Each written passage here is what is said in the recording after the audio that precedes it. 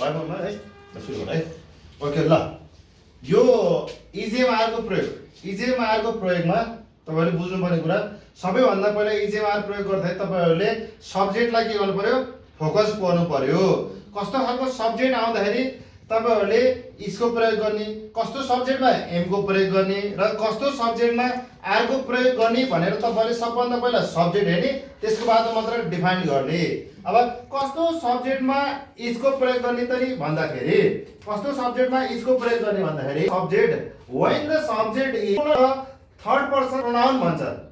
when the subject is singular noun or a third person pronoun, जब विषय एक वचन नाम हुन्छ, एक वचन नाम हुन्छ र एक वचन सर्वनाम तेस्रो व्यक्ति सर्वनाम जो तेस्रो व्यक्ति एक वचन पनि होस् र सर्वनाम पनि होस्, थर्ड पर्सन सिंगुलर प्रोनाउन हुनु पर्यो। थर्ड पर्सन नामको साटोमा प्रयोग हुने सर्वनाम तर एक वचनको हुनु पर्यो।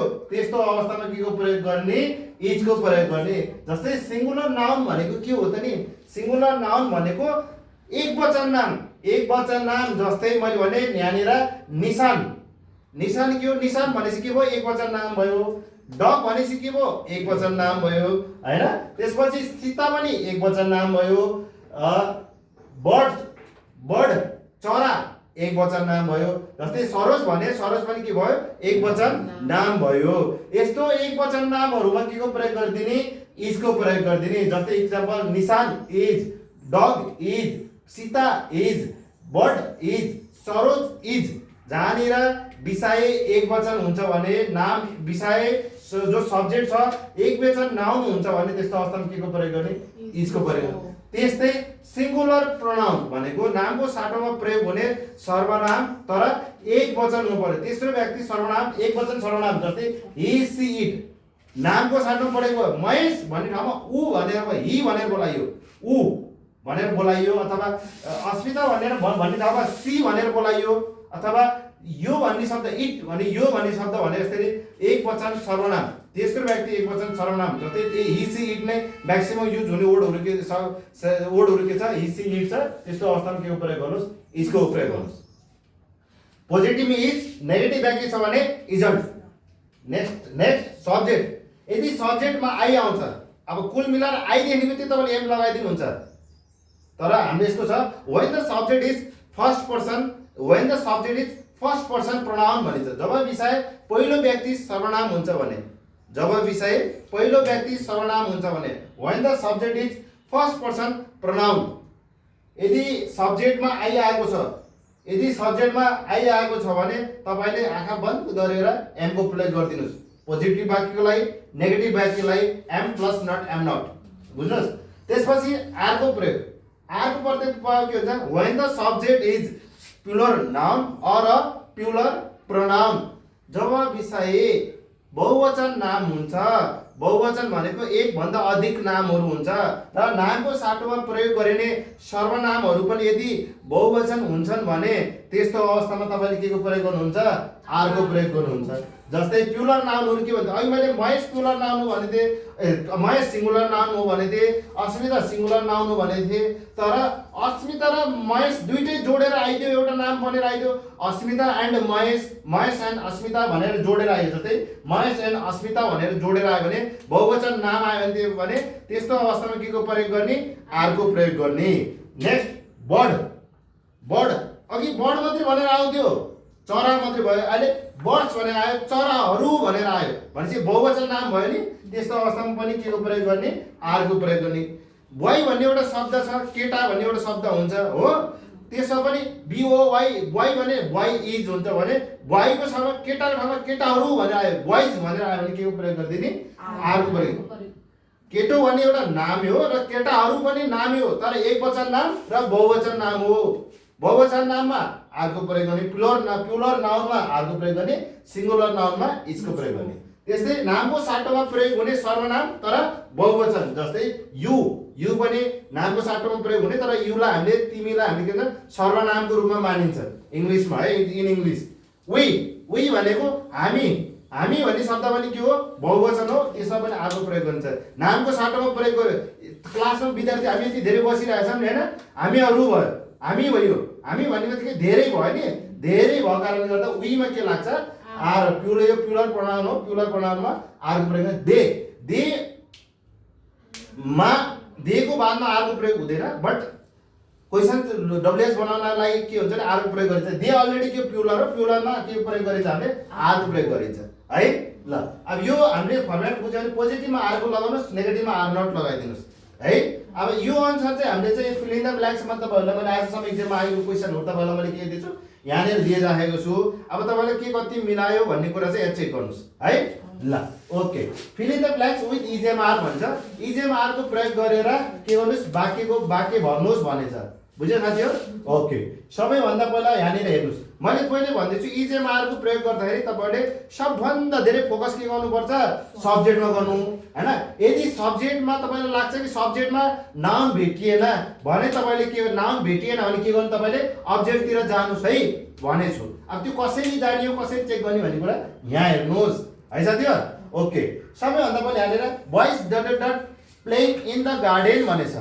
Boys dot dot playing in the garden, यसमा हामीले सेन्टेन्समा भर्ब के छ भन्ने कुरा यति धेरै ध्यान दिनु पर्यो। यसमा हामीले अब्जेक्टमा पनि फासी फोकस गर्ने। सुरुमा फोकस के गर्ने सब्जेक्टमा।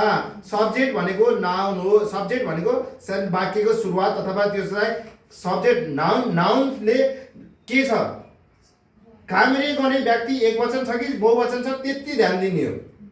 काम गर्ने व्यक्ति अथवा कार्य गर्ने व्यक्ति एकवचन छ अथवा बहुवचन छ त्यसलाई फोकस गर्ने हो। यहाँनिर boys dot dot playing in the garden भन्छ।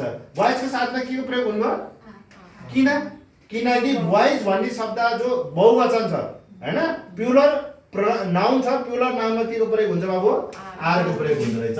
भने करेक्ट आन्सर इज आर भयो हो। नेक्स्ट ही के लाग्यो, ही भनेको सिंगुलर प्रोनाउन हो नि हैन। ही भनेको सिंगुलर प्रोनाउन हो। अब त्यो आइएनजी के रे बिफोर बिथि बिटु पास्ट यो सबै चाहिँ के रे प्रेजेन्ट टेन्समा युज हुने हो।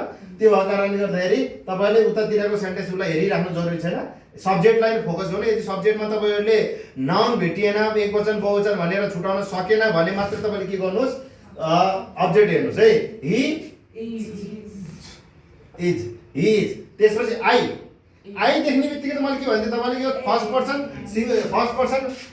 के रे when the subject is first person pronoun भने त यसमा आई देख्ने बित्तिकै के प्रयोग गर्दिनुस् जब विषय एकवचन सर्वनाम हुन्छ भने के को प्रयोग गर्ने एम को प्रयोग गर्ने।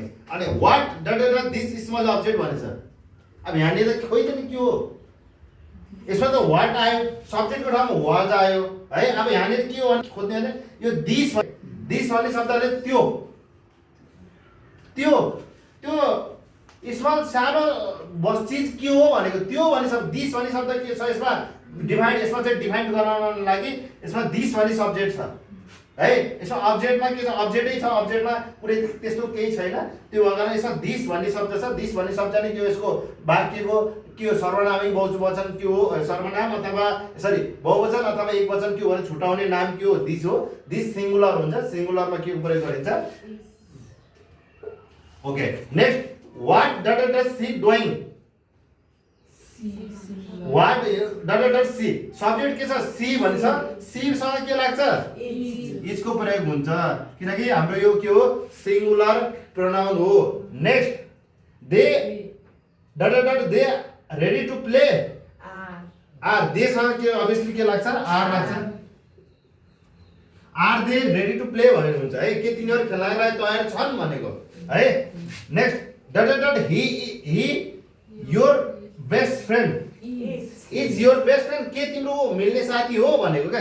सब्जेक्ट पहिला नै डट भन्दा सब्जेक्ट पछाडि आएको छ, त्यो अगाडि यहाँ लगाइदिएपछि इज लगाइदिए पछाडि क्वेसन मार्क हुन्छ है। Okay, next I dot a doctor, I am a doctor.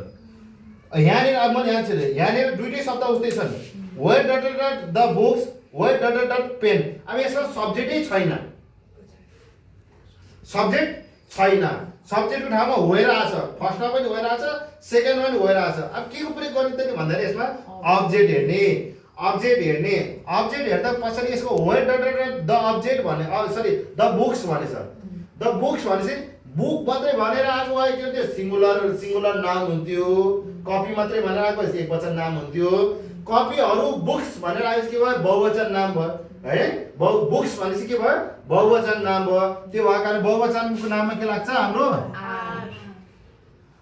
Where are the books हुन्छ किनभने पछाडिको जो बुक्स हो त्यो प्युलर नाउन हो प्युलर प्रोनाउनमा के भन्छ आर हो जति पनि नाउनसँग एस अथवा एस लगेर जो प्युलर बनेर आउँछ तिनीहरूको अगाडि के लाग्ने रहेछ आरको प्रयोग हुन्छ हाम्रो यसमा सब्जेक्टमा कुनै पनि नाउन थिएन हैन एक वचन बहुवचन भनेर छुटाउन सक्ने कुनै नाउन थिएन त्यही भएर हामीले अब्जेक्ट बुक्स हेरेको है next where dot the pen छ पेन भनिसक्दा पीएन पेन भनेपछि के भयो सिंगुलर नाउन भयो पीएनएस पेन्स भनेको के हुन्छ प्युलर नाउन हुन्थ्यो यसमा पीएन पेन भन्ने शब्द मात्रै छ जो सिंगुलर नाउन छ सिंगुलर नाउनमा के प्रयोग गर्ने ओके यहाँ आएर तपाईहरुले टु बी वर्ब जस्तै इजेम आरलाई चाहिँ प्रयोग गर्न जाने नि हैन कम्प्लिट छ पक्का ल ठीक छ नेक्स्ट लेसन फेरि हामीले भोलि गरौँ है ओके